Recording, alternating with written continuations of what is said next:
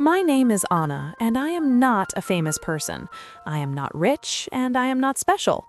I am just a normal woman with a normal life. Or at least that is what I believed for many years.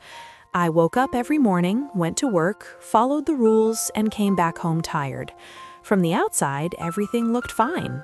However, inside me, something always felt incomplete. For a long time, I thought English was not for me.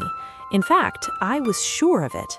I believed English was too difficult, too complicated, and only for people who were naturally intelligent or very young.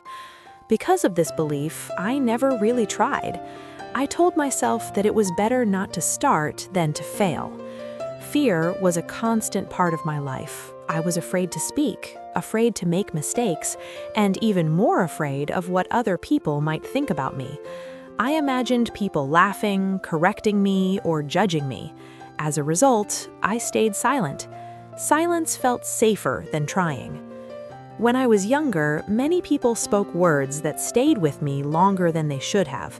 Teachers, classmates, and even family members said things like, "English is very hard," or "You are not good at languages." Some said, "You are too old to learn," and others told me directly, "You will never speak English well." At that time, I did not know how powerful words could be. I listened to them, and slowly, I believed them. Because I believed those words, I repeated them to myself. Over the years, my inner voice became very negative. I told myself, "I cannot do this, I am not good enough, and this is not for me." Those sentences lived in my head for a long time, and they shaped the way I saw myself. Every day followed the same routine. I woke up early, prepared for work, and left the house without much energy. At work, I did my job responsibly. My work was not bad, but it was not my dream either. I followed instructions, completed tasks, and waited for the day to end. Then I went home, feeling tired in my body and exhausted in my mind. At night, when everything was quiet, I felt empty. It was a strange feeling, as if something important was missing from my life. I wanted more, even though I did not know exactly what more meant. I wanted to grow, to improve, and to learn something new. However, I felt stuck, as if my life was repeating the same page again and again. One day, something unexpected happened at work. Some visitors arrived from another country, and they spoke English with each other. I heard their voices before I saw them. They laughed, spoke freely, and looked confident. Even though I did not understand much of what they said, I noticed something important. They were not afraid. I understood only a few words here and there, but those few words were enough to wake something inside me. I felt curious for the first time in a long while. I listened carefully and watched how they spoke. At that moment, I said to myself, "I want this. I want to understand. I want to speak." That idea stayed with me all day. Even after work, when I went home, it did not leave my mind. I was tired, but at the same time, I felt strangely brave. That night, I sat on my bed, took my phone, and searched for English for Beginners. My hands were shaking a little, and my heart was beating fast, but I pressed search anyway. I did not have money for classes, and I did not have a private teacher. Still, I had something I had not had before: hope. I started with a free lesson online. The teacher spoke slowly, and the words were simple.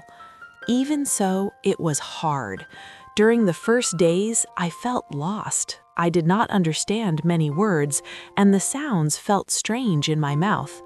My tongue felt heavy, and my pronunciation sounded wrong to my ears. Because of this, I felt stupid and frustrated. Many times, I closed my notebook and told myself, "This is not for me." Some days, I even cried because I felt tired and disappointed.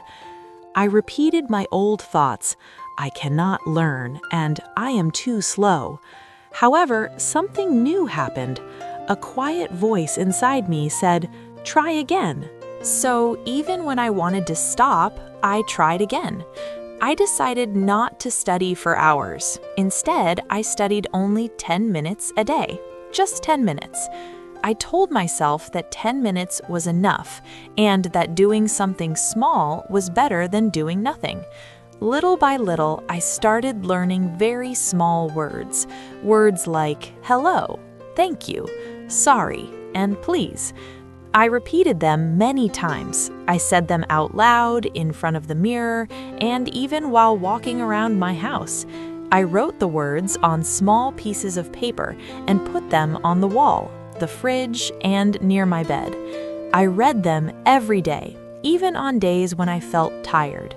Of course, some days I forgot the words, and other days I said them wrong. I made many mistakes, and sometimes I felt embarrassed. My face got hot, and my heart beat fast. However, I did not stop. I reminded myself that mistakes were part of learning. Slowly, I learned one word and then another. After that, I learned short sentences, very short sentences, like, "How are you?" "I am fine," and "My name is Anna." They were simple, but they were mine. One day, something special happened. I was listening to music when I heard a song in English. Suddenly, I understood one line. Just one line, but it was enough to make me smile. I smiled a big, honest smile because for the first time, English felt real. Another day, I watched a movie and understood one sentence. It was not much, but it was something. Because of that small success, I felt proud and happy. Little by little, English started to change me. I realized that learning English was not only about the language. It was about patience, discipline, and courage. I learned to wait, to try again, and to continue even when I felt tired.